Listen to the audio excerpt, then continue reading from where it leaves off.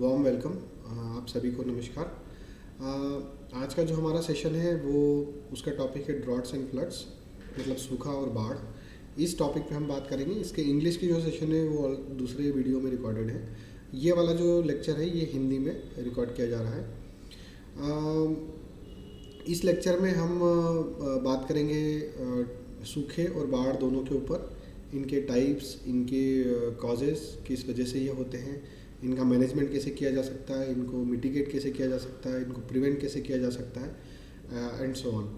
सो although ये lecture Hindi में है लेकिन कुछ इंग्लिश के टेक्निकल टर्म इसमें आ सकते हैं। शुरू करने से पहले मैं अपने आप को इंट्रोड्यूस करना चाहूँगा। मेरा नाम मनीष राठौर है। प्रेजेंटली मैं नर्मदा कंट्रोल अथॉरिटी इंदौर में पोस्टेड हूँ।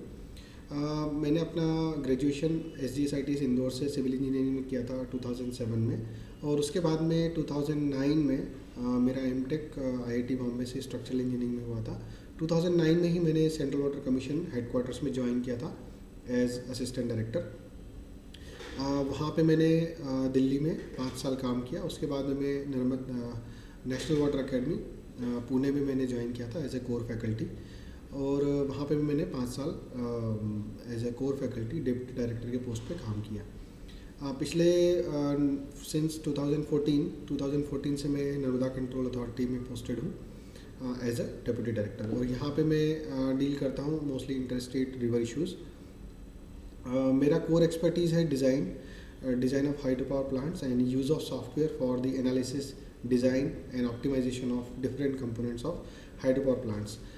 जब मैं दिल्ली में पोस्टेड था वहाँ पे मैंने जो north eastern region of India including Bhutan, इसमें जो हाइड्रो पावर प्रोजेक्ट्स हैं, hydro power irrigation and multipurpose projects, इनके डिफरेंट कंपोनेंट्स को डिज़ाइन की जो टीम थी उसमें मैंने काम किया था। तो ये मेरा इंट्रोडक्शन है। नाउ अब हम इस लेक्चर पे शिफ्ट होते हैं।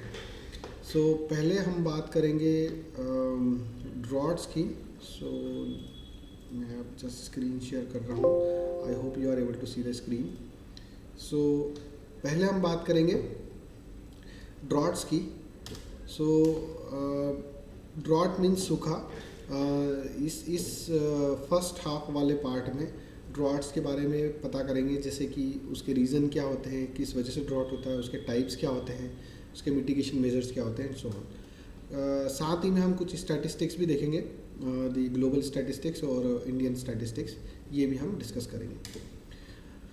ये कुछ ग्लोबल स्टैटिस्टिक्स हैं सिंस लास्ट 50 ईयर्स और सो, जो पिछले 50 साल के आसपास में जो सबसे सीवियर सूखे पड़े हैं पूरी दुनिया में, उनमें आप अगर देखेंगे तो इंडिया टॉप की 2 पोजीशन में आता है, जिसमें कि करीब 30 करोड़ लोग अफेक्ट हुए थे।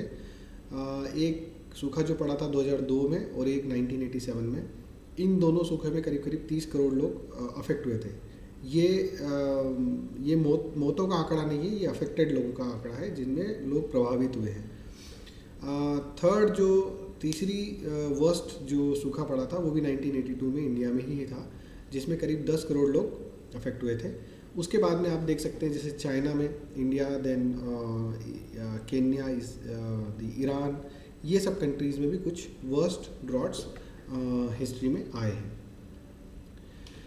इंडियन स्टैटिस्टिक्स की बात करें तो इंडिपेंडेंस से लेके अब तक में करीब आप देख सकते हैं इतने सारे ड्रॉट ईयर घोषित हुए हैं इंडिया में, जिसमें कि सीवियर ड्रॉट अगर हम देखें तो 1972, 1987 एंड 2002, इन ईयर्स में, इन सालों में 1972 में अबाउट 44% इंडिया का जो एरिया, जियोग्राफिकल एरिया है, वो इफेक्ट हुआ था, और इसको इसीलिए सीवियर कैटेगरी में कैटेगराइज किया गया था। 1987 में करीब 50%, 49.2, around 50% of the area, India का जो करीब आधा एरिया था वो अफेक्ट हुआ था।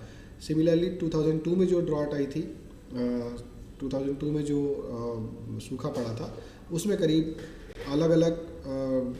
14 अलग अलग राज्यों के एरियाज़ में उसका असर हुआ था। अगर हम स्टेट वाइज बात करें तो एरिड और सेमी एरिड जो एरियाज़ हैं वो सबसे ज़्यादा राजस्थान में है। राजस्थान का करीब 57%, क्लोज टू मीन्स 60% एरिया है जो कि एरिड मीन्स सूखाग्रस्त घोषित है और सेमी एरिड एरिया करीब करीब 35% है। तो अगर देखा जाए तो most of the Gujarat Rajasthan जो है वो एरिड या सेमी एरिड एरिया में आता है। काफ़ी कम एरिया ऐसा है जो कि आपका सूखाग्रस्त नहीं है। सिमिलरली गुजरात में करीब 31% एरिया, मोस्टली कच्छ वाला जो एरिया है वो 31 या 32% के आसपास जो एरिया है वो एरिड में काउंट होता है, एरिड में क्लासीफाई होता है। और करीब 46% एरिया ऐसा है जो कि सेमी एरिड में काउंट होता है। महाराष्ट्र में 0.42% एरिया ऐसा है जो कि एरिड है और 61% एरिया है जो कि सेमी एरिड में है। एरिड मीन्स जहाँ पे कि बारिश बहुत ही कम होती है, जहाँ पे कि जनरली खेती करना इतना आसान नहीं है, पॉसिबल नहीं है। सेमी एरिड मतलब ये है कि वहाँ पे खेती की जा सकती है लेकिन बारिश फिर भी वहाँ कम होती है। तो एक असिस्टेड वे में अगर जैसे किसी सरफेस वाटर सोर्स से उनको पानी दिया जाए तो वहाँ पे खेती की जा सकती है लेकिन वहाँ पे बारिश फिर भी कम होती है। तो ये एरिड और सेमी एरिड का डेफिनेशन है। एमपी में एरिड एरिया कुछ नहीं है लेकिन सेमी एरिड एरिया करीब करीब 13% का एरिया है। राजस्थान में अगर हम बात करें जो 60% के आसपास 57% के आसपास में जो एरिया है जो एरिड है वो मोस्टली रेगिस्तान वाला एरिया है। गुजरात में जो एरिया है एरिड वाला एरिया है मोस्टली कच्छ वाला एरिया है। राजस्थान में जो सेमी एरिड एरिया 60% का ये मोस्टली विदर्भ और लातूर वाली साइड का जो एरिया है वो आपका सेमी एरिड वाला एरिया है।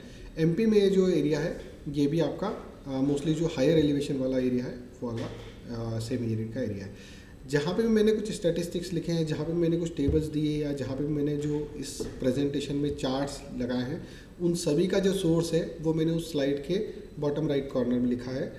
तो आपको अगर चाहें तो आप उस पर्टिकुलर वेबसाइट को विजिट करके लेटेस्ट स्टैटिस्टिक्स पता कर सकते हैं। ये ड्रॉट प्रोन एरियाज़ हैं जहाँ पे कि सूखा पड़ने के चांसेस ज़्यादा हैं। तो अगर हम स्टेट वाइज देखें तो राजस्थान और गुजरात ये सबसे ज़्यादा एरिया इनका जो कि सूखाग्रस्त या फिर सूखे की प्रोबेबिलिटी वहाँ पर ज़्यादा है, सूखे के चांसेस वहाँ पे ज़्यादा हैं, वो राजस्थान और गुजरात में है। उसके बाद में नंबर आता है मध्य प्रदेश, उड़ीसा और आंध्र का। सिमिलरली महाराष्ट्र भी है बट ये मॉडरेटली अफेक्टेड है। गुजरात और राजस्थान है वो सीवियरली अफेक्टेड है। अगर हम स्टेट के भी अगर हम देखे जाए तो कैटेगराइज करें पर्टिकुलर स्टेट को भी, तो उसमें एमपी वाला कुछ एरिया है, ये कुछ एरियाज़ हैं जो येलो कलर में है, they are frequently drought prone area, जिसमें कि उस पर्टिकुलर जो येलो कलर वाला शो कर रहा है उस एरिया में प्रोबेबिलिटी जो है ड्रॉट की, सूखे की जो प्रोबेबिलिटी है वो 10 से 20% के बीच है।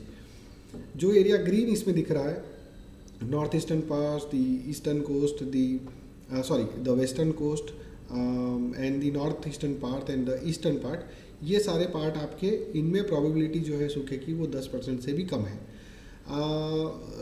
जैसा हमने देखा था राजस्थान और गुजरात का जो एरिया है ये दोनों क्रॉनिकली ड्रॉट प्रोन एरिया है जिनमें कि सूखे का जो प्रोबेबिलिटी है, जो चांसेस है वो 20% से ज़्यादा है। तो ये एक मैप के फॉर्म में हम समझ सकते हैं कि कहाँ पे कितने चांसेस हैं ड्रॉट होने के। अब हम बात करते हैं कि ड्रॉट है क्या, इसकी टेक्निकल डेफिनेशन क्या है।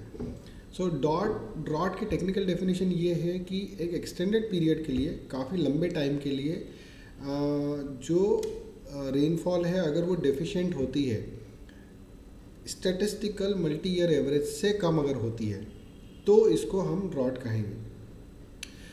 जैसे फॉर एग्जांपल अगर कहीं पे 30 mm की रेन होती है इन जनरल एक मंथ में और वहाँ पे 30 mm की जगह 3 mm की हुई है, उसका जो मल्टी ईयर एवरेज है वो 30 mm है लेकिन वहाँ पे सिर्फ 3 या 10 mm की एवरेज हुई है तो उस केस में उसको ड्रॉट डिक्लेयर किया जा सकता है। लेकिन अगर किसी एरिया में 3 mm या 5 mm ही होती है उस पर्टिकुलर मंथ में तो उसको फिर ड्रॉट डिक्लेयर नहीं किया जाता है क्योंकि वो जो एरिया है वो ऑलरेडी ड्रॉट प्रोन एरिया है। सो जब भी हम इसकी बात करेंगे, जब भी हम सूखे की ड्रॉट की बात करेंगे तब हम मल्टी ईयर एवरेज, पास्ट में जो डेटा है उसके मल्टी ईयर एवरेज के रिस्पेक्ट में इस ईयर में कितना पानी आया है कितना नहीं आया है उसके हिसाब से, उसके कंपैरिजन में हम ये बात करेंगे। उसके रिलेटिव कितना रेनफॉल हुआ है या नहीं हुआ है उस हिसाब से हम बात करेंगे।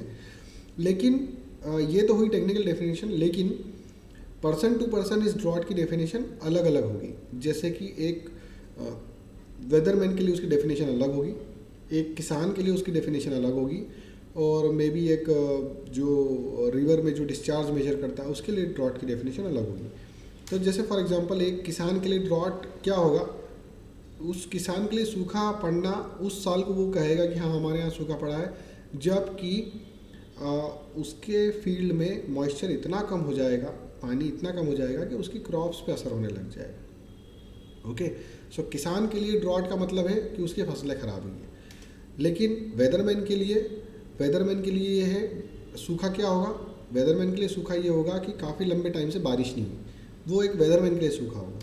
सिमिलरली हाइड्रोलॉजिस्ट के लिए ड्रॉट वो रहेगा जब नदी में पानी बहुत कम रहेगा, रिवर्स और स्ट्रीम्स जो आपके नदी नाले में है उसमें अगर काफ़ी लंबे टाइम तक पानी नहीं है तो वो एक हाइड्रोलॉजिस्ट के लिए ड्रॉट की कैटेगरी में आएगा। एक एग्जांपल के हिसाब से बताता हूँ मैं कि देखिए, अगर मान लीजिए बारिश हो रही है, लेकिन वो ऐसे एरिया में हो रही है कि वो सीधी ही मान लीजिए हिली रीजन में हो रही है जहाँ पे कि बारिश होके सीधी ही वो नदी में आके सीधी समुद्र में चली गई, वो पानी फील्ड तक नहीं पहुँच पाया। या मान लीजिए फील्ड बहुत ज़्यादा इंक्लाइंड है जिसमें कि पानी गिरते से एकदम से चला जाता है रिवर में और वहाँ पे रिटेन नहीं हो पा रहा है, उसको नीचे इनफिल्ट्रेट या परकोलेट होने का टाइम नहीं मिल पा रहा और वो सीधा पानी रिवर में चला जाएगा, तो भी क्रॉप्स को पानी नहीं मिलेगा और क्रॉप्स डैमेज हो सकती है। तो उस केस में इवन दो कि बारिश हुई है हिल रीजन में या अपस्ट्रीम में, लेकिन क्रॉप्स ख़राब हो गई है तो वो उसके लिए ड्रॉट ही माना जाएगा। फार्मर के लिए तो वो ड्रॉट ही होगा, फार्मर के लिए तो सूखा ही रहेगा भले ही पानी गिरा है। सिमिलरली अगर फील्ड्स पे पानी गिर रहा है, बहुत कम रेट पे धीरे धीरे पानी गिर रहा है, तो फार्मर के लिए वो ड्रॉट नहीं रही, क्योंकि फार्मर के लिए तो उसकी फसलें ठीक हो रही है, फसलों को पानी मिल रहा है और उसकी फसलें ठीक हो रही है, लेकिन वो पानी इनफिल्ट्रेट होके या रन ऑफ के फॉर्म में आके नदी में नहीं आ रहा है, तो हाइड्रोलॉजिस्ट के लिए तो वो ड्रॉट हो जाएगी। So person to person drought या सूखे का डेफिनेशन है वो अलग अलग रहता है। अब हम देखेंगे ये स्टेजेस क्या हैं। तो जब पानी नहीं गिरता है, सबसे पहले ऑब्वियसली सबसे पहली स्टेज तो ये होगी कि जब पानी नहीं गिरेगा, सो उसको कहते हैं meteorological drought. So lack of rainfall means पानी नहीं गिरा, बारिश नहीं आई, that is a meteorological drought. लेकिन जैसे ही बारिश आएगी इमीडिएटली ये ड्रॉट एंड हो जाएगी। ओके, सो मीटियोलॉजिकल ड्रॉट का जो एक्सटेंट है that is only up to, वो सिर्फ रहेगा आपकी रेनफॉल होने तक। मान लीजिए जुलाई में पानी आना था, जुलाई में नहीं आया, अगस्त में नहीं आया, तो ये दो महीने ड्रॉट के मान लिए जाएंगे, 2 महीने तक सूखा पड़ा है। लेकिन जैसे ही सितंबर में पानी आया इमीडिएटली उसको मान लिया जाएगा कि ड्रॉट आज ख़त्म हो गई। ये होती है मीटियोलॉजिकल स्टेज, ये पहली स्टेज होती है और ये इमीडिएटली रेनफॉल होते से ही ख़त्म हो जाती है। सेकेंड होता है एग्रीकल्चरल ड्रॉट। तो ऑल्दो जैसे मान लीजिए कि मीटियोलॉजिकल ड्रॉट में मान लीजिए 2 महीने पानी नहीं आया, लेकिन कोई एक पास में रिजर्वायर है, उससे जो एक बांध बना हुआ है उसके रिजर्वायर से केनाल और नहरों के थ्रू पानी जो है या लिफ्ट इरिगेशन के थ्रू पानी जो है आपके फसलों तक आ रहा है, तो एग्रीकल्चरल ड्रॉट उस केस में नहीं होगी। बट जब मीटियोलॉजिकल ड्रॉट काफ़ी लंबे टाइम तक रहती है तो आसपास की जो वाटर के रिजर्व है, जो आपके आसपास के पॉन्ड है, लेक है, डैम है, ये भी सूखना शुरू हो जाते हैं। उस केस में सॉइल मॉइस्चर की कमी होनी शुरू होती है फील्ड में, फार्म्स में, और फिर क्रॉप्स अफेक्ट होना शुरू होती है। सो इसमें इवेपोरेटिव ट्रांसपिरेशन भी अफेक्ट होता है, क्रॉप्स ख़राब होनी शुरू होती है और फार्मर की लाइफ पे इम्पैक्ट होना शुरू होता है। तो मीटियोलॉजिकल ड्रॉट के बाद में सेकेंड स्टेज होती है एग्रीकल्चरल ड्रॉट। ये जनरली इसमें टाइम ज़्यादा लगता है, एग्रीकल्चरल ड्रॉट में थोड़ा टाइम ज़्यादा लगता है मीटियोलॉजिकल ड्रॉट के कंपैरिजन में। और ये भी एंड होती है जब प्रॉपर मॉइस्चर इसमें आपके सॉइल में मॉइस्चर, फार्म्स में मॉइस्चर इफेक्टिवली आ जाता है, पानी आ जाता है और क्रॉप्स फिर से ग्रो होना शुरू होती है, तब जाके ये एग्रीकल्चरल ड्रॉट आपकी ख़त्म होती है। थर्ड होती है हाइड्रोलॉजिकल ड्रॉट। जब पानी इतने टाइम तक नहीं आता, जब रेंस इतने ज़्यादा टाइम तक नहीं आती है कि आपके सरफेस और ग्राउंड वाटर का भी कमी होनी शुरू हो जाती है। आपके सरफेस वाटर सूखने शुरू हो जाते हैं, जो लेक्स एंड पॉन्ड्स हैं, रिवर्स है, ये सूखनी शुरू हो जाती है। और ऑब्वियसली अगर सरफेस वाटर कम अवेलेबल है तो ग्राउंड वाटर का ओवर यूज़ होना शुरू हो जाता है, तो आपका ग्राउंड वाटर भी वाटर टेबल डाउन जाने लग जाती है, या बोरिंग और कुएँ सूखना शुरू हो जाते हैं। ये होती है, this is the third stage. ये एग्रीकल्चरल ड्रॉट के भी बाद में आती है, जिसमें कि काफ़ी ज़्यादा टाइम तक, जनरली 1 साल से ज़्यादा अगर पानी नहीं ठीक से आता है, रिसीव होता है, तो ये आपकी हाइड्रोलॉजिकल ड्रॉट की कैटेगरी में आ जाता है। ये और ज़्यादा डेंजरस होती है और इसको रिकवर होने में और ज़्यादा टाइम लगता है, क्योंकि आपका रेनफॉल हो भी गई तब भी जब तक आपके Pond's and reverse and ground water फिर से रिस्टोर नहीं होगा, तब तक ये हाइड्रोलॉजिकल ड्रॉट को फिनिश नहीं माना जाता है। एंड फाइनली होती सोशियो इकोनॉमिक स्टेज।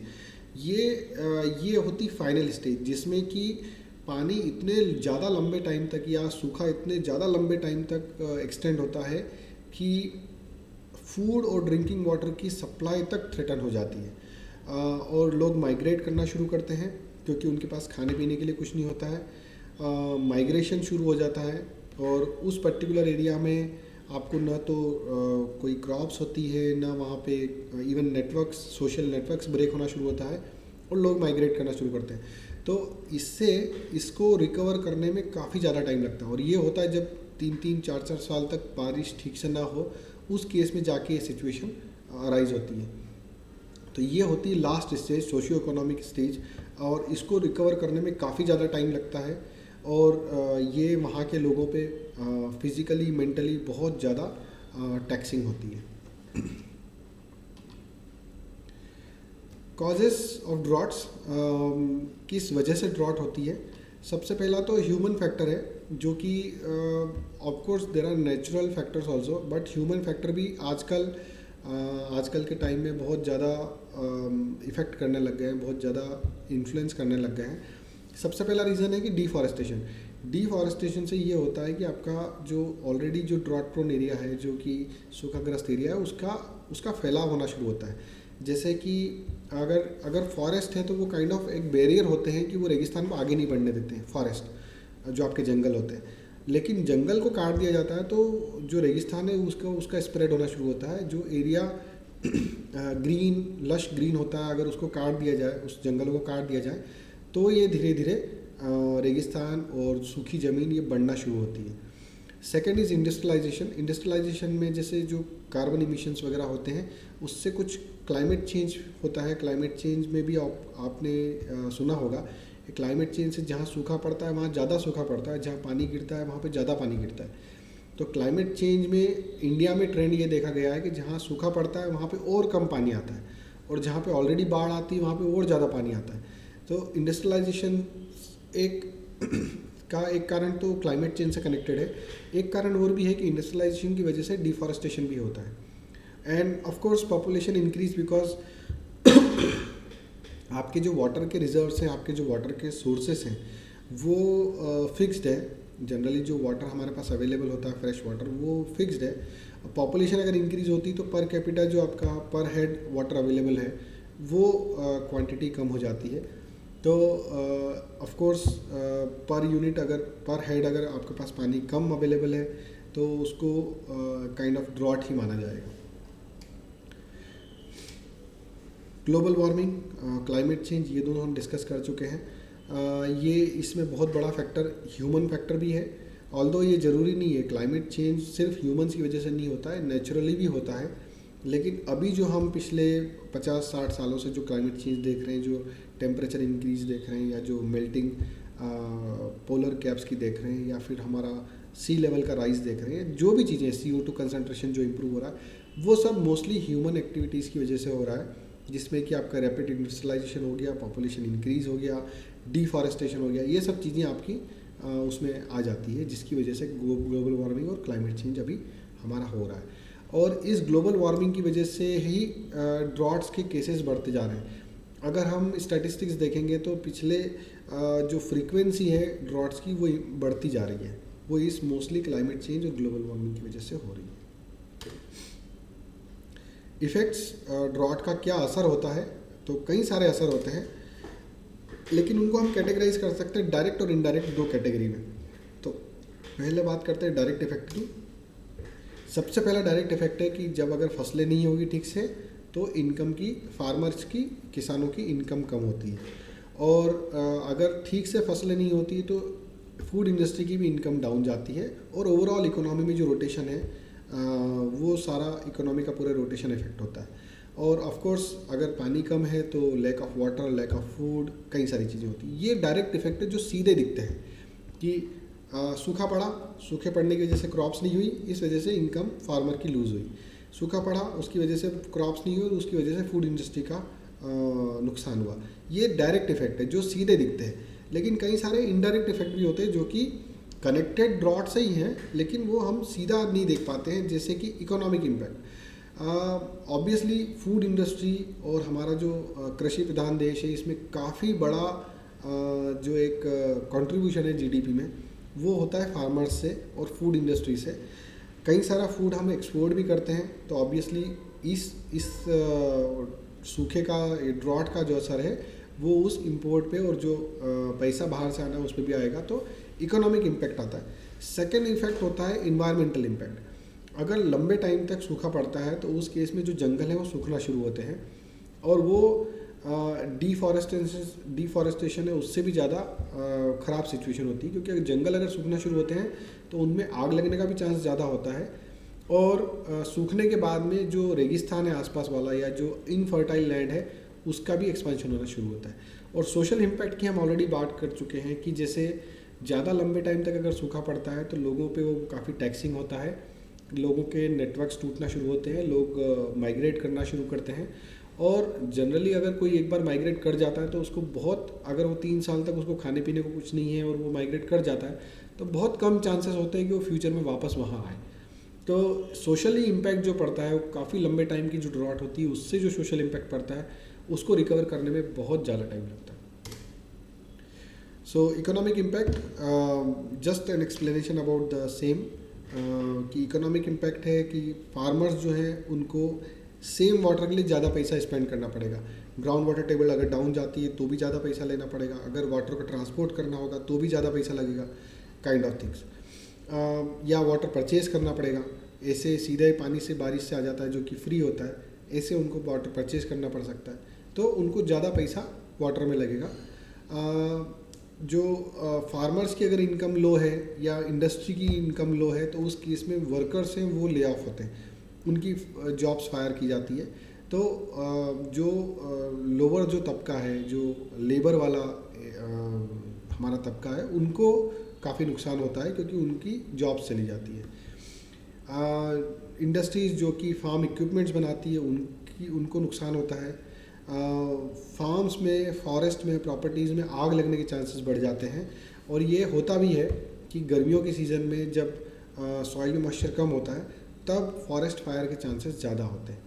और ऑब्वियसली अगर सूखा पड़ता है तो जो हाइड्रो पावर प्लांट्स हैं उसमें रिजर्वायर में वाटर लेवल डाउन जाता है। जब रिजर्वायर में वाटर लेवल डाउन जाएगा तो आपका पावर का प्रोडक्शन कम होगा। और हाइड्रो पावर प्लांट से जो हमको पावर मिलता है वो काफ़ी सस्ता होता है आपके कंपैरिजन में, मे बी थर्मल या न्यूक्लियर इसके कंपैरिजन में। ऑल्दो अभी सोलर जो है, सोलर पिकअप कर रहा है, so maybe we don't know कि सोलर कितना चीप हो सकता है, लेकिन अभी राइट नाउ एज इन 2021 जो सोलर पावर है उससे काफ़ी चीप है हाइड्रो पावर। सो ऑब्वियसली अगर हाइड्रो पावर आपके पास कम है तो आपको थर्मल पावर, जो कि काफ़ी ज़्यादा कॉस्टली है हाइड्रो पावर के कंपेरिजन में, उस पे जाना पड़ेगा या न्यूक्लियर पे जाना पड़ेगा। इन्वायरमेंटल इम्पैक्ट, वाटर बॉडीज़ जो है वो ड्राई आउट हो जाती हैं। फ्लोरा फना आपके मींस जो रिवर के अंदर रहने वाली फ़िश हैं, आपकी जो वेजिटेशन है वो सारा डेड होता है, सारा मरना शुरू होता है और पूरी फूड चेन अफेक्ट होती है। डेजर्टिफिकेशन मींस डेजर्ट जो है वो एक्सपांड होना शुरू होते हैं और लैंड, ज़मीन जो है वो, सॉइल जो है वो इनफर्टाइल होना शुरू होती है, वो उपजाऊ नहीं रह जाती। एनिमल और वाइल्ड लाइफ जो होती है या तो डेड हो जाती है या फिर वो माइग्रेट कर जाती है वाटर की सर्च में। और सिमिलरली जब सॉइल में मॉइस्चर कम होती है तो उस केस में सॉइल ड्राई हो जाती है और उस केस में विंड से जो इरोजन होता है वो ज़्यादा होता है। तो सॉइल भी इरोड होती है, वो सॉइल इरोड होने की वजह से उसकी उपजाऊ क्षमता भी कम होती है और ये सारे नुकसान हमारे इन्वायरमेंटल के नुकसान में आते हैं। सोशल इम्पैक्ट जिसमें कि हंगर होता है, भूखमरी, एनीमिया, माल न्यूट्रिशन, कई सारी दूसरी बीमारियां, ये सब चीज़ें होती हैं जो कि वहाँ की पब्लिक में होती है क्योंकि पानी की कमी होती है। जो इंडस्ट्री से या जो म्यूनिसिपल वेस्ट जो आ रहा है रिवर्स में या जो भी वाटर बॉडीज़ में ट्रीट हो रहा है या नहीं हो रहा है, that is a different topic. लेकिन वो जो आपका वेस्ट आ रहा है उसको डाइल्यूट करने के लिए सफिशिएंट वाटर अगर नहीं होता है तो उसमें कंसंट्रेशन बढ़ जाता है। तो अगर वेस्ट जो पर्टिकुलर वाटर बॉडी में मिल रहा है, अगर वाटर बॉडी में पानी आधा है तो कंसंट्रेशन डबल हो जाएगा, पीपीएम जो रहेगा वो डबल हो जाएगा। तो पॉल्यूशन और केमिकल्स का कंसंट्रेशन ज़्यादा हो जाता है क्योंकि पानी रिवर में या वाटर बॉडी में कम होता है। वर्किंग फोर्स जो होती है आपकी, जो लेबर होती है, लेबर क्लास या आपका जो फार्मर क्लास है, किसान है, ये सब मूव आउट करते हैं सिटीज़ में। तो ये माइग्रेशन का एक बहुत बड़ा माइग्रेट करना, मतलब लोग पलायन करना शुरू कर देते हैं। ये भी एक बहुत बड़ा सोशल इम्पैक्ट होता है। एंग्जाइटी और स्ट्रेस, काफ़ी लंबे टाइम तक सूखा होने की वजह से लोगों में जो एक एंग्जाइटी और स्ट्रेस और मेंटल ट्रॉमा जो आता है उसका बहुत ही नेगेटिव इफेक्ट होता है लोगों के ऊपर,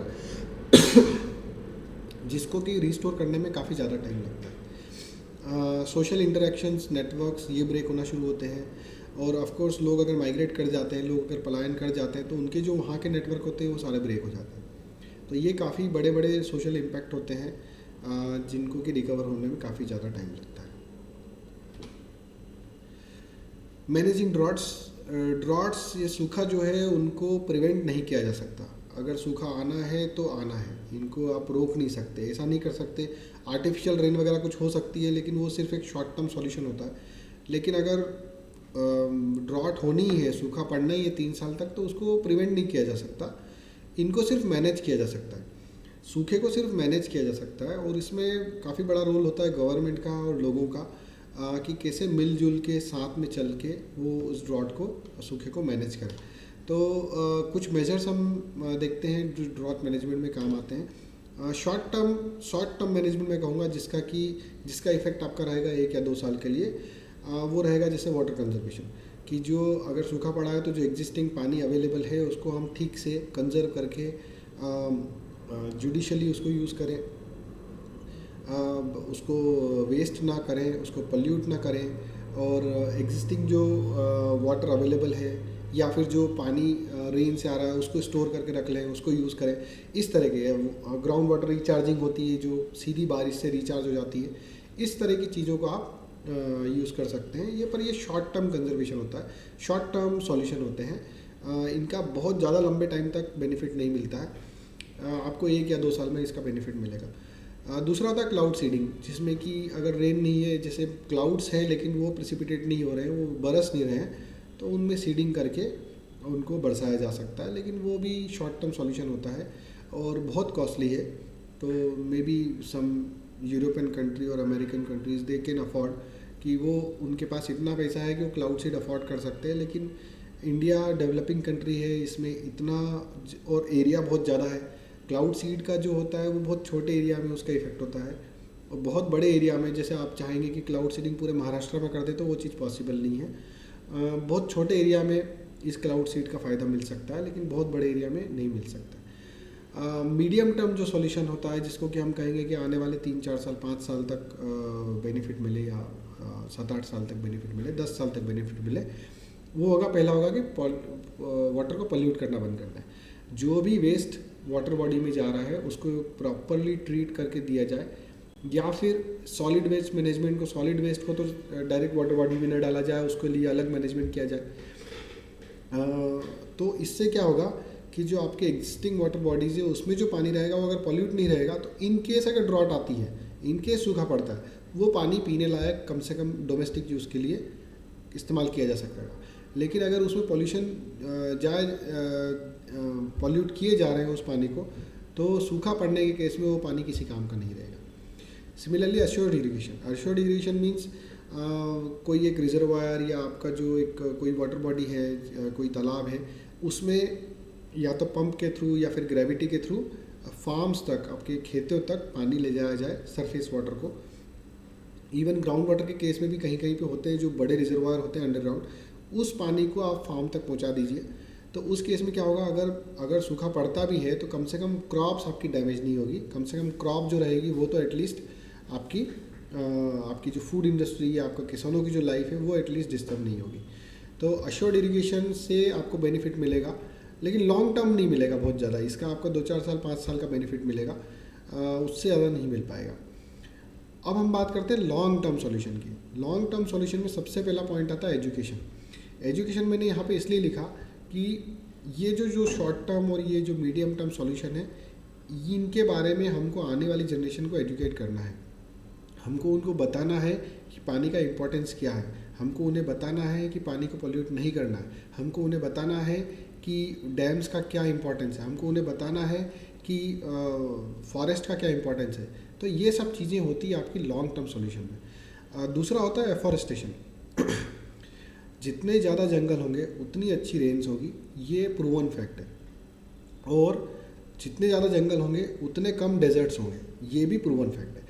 तो जितने ज़्यादा से ज़्यादा एरिया को फॉरेस्ट किया जा सके, फॉरेस्ट में कन्वर्ट किया जा सके, उतना ज़्यादा बेटर रहेगा लॉन्ग टर्म सॉल्यूशन के लिए। आने वाले 100-200 सालों को मैनेज कर लेगा। लॉन्ग टर्म सॉल्यूशन में बोल रहा हूँ आने वाले 100 साल, 200 साल, 500 साल का। वाटर रिसोर्सेज इंफ्रास्ट्रक्चर्स, इंफ्रास्ट्रक्चर में इंक्लूड होते हैं आपके dams, barrages, check dams, may be canal का जो आपका इंफ्रास्ट्रक्चर है वो, कैनाल के ऊपर जो ब्रिजेस बनते हैं सारे वो, ये सारी चीज़ें, कैनाल का प्रॉपर मेंटेनेंस, ये सारा आपको वाटर रिसोर्सेज इंफ्रास्ट्रक्चर में आता है। ये आपको तब बेनिफिट देगा जब भी सूखा पड़ेगा, तब आपका ये जो वाटर रिसोर्स इंफ्रास्ट्रक्चर है वो आपको पानी सप्लाई कर देगा। आपको ये चीज़ पता ही होगी कि जब लातूर में भयानक सूखा पड़ा था, उस टाइम पे जो पानी ट्रेन से सप्लाई किया गया था वो एक रिजर्वायर से किया गया था, वो किसी नदी से नहीं था, वो एक रिजर्वायर से पानी ट्रेन के थ्रू सप्लाई किया गया था। So it's all about droughts. अब हम बात करेंगे फ्लड्स के बारे में।